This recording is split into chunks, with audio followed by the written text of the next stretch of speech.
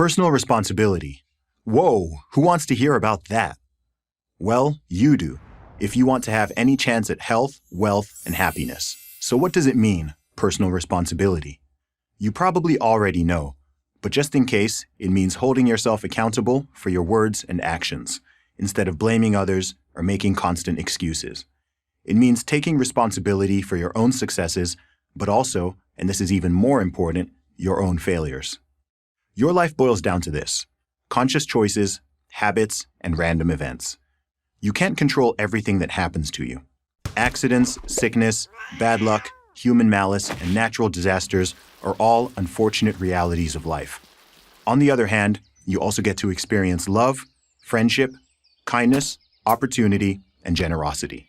All the good stuff life has to offer. But bad things do happen, and sometimes there's nothing we can do about it.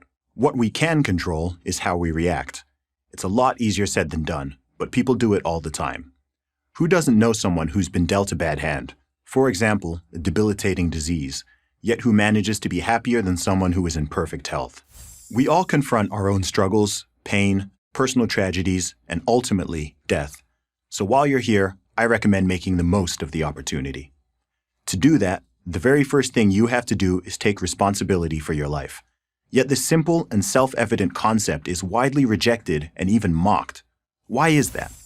It's because it strikes at the core of our ego, our image of ourselves. It's human nature to seek excuses. Telling people they're responsible for their bad decisions removes these comforting alibis. Blaming another individual, group, or plain bad luck is much more appealing.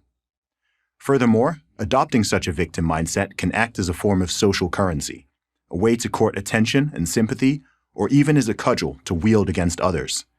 If you're out of shape, broke, unsuccessful, or unhappy, then it must be the fault of someone else, or even better, some nefarious system which doesn't even need to be defined.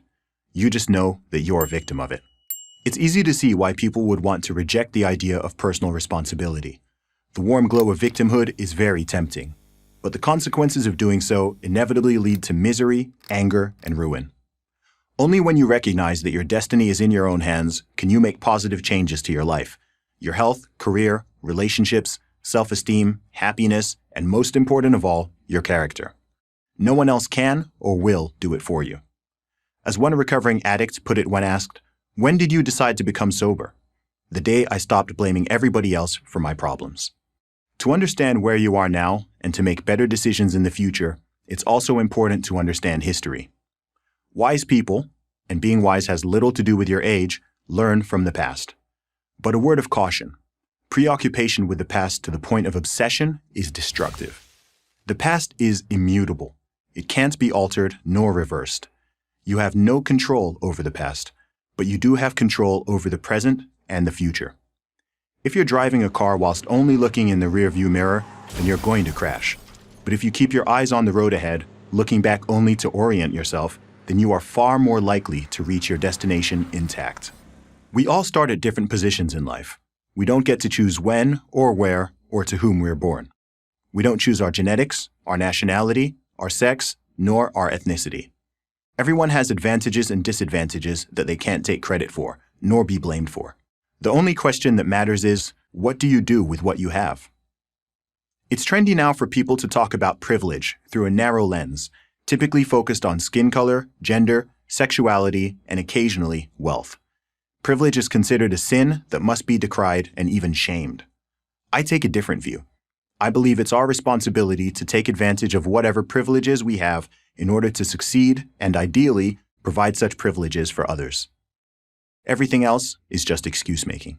When you refuse to take responsibility for yourself, you are, whether you know it or not, giving it to somebody else, be it another person or a government.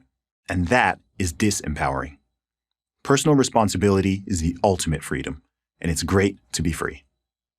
I'm Zuby, host of the Real Talk with Zuby podcast and author of Strong Advice, Zuby's Guide to Fitness for Everybody, for Prager University.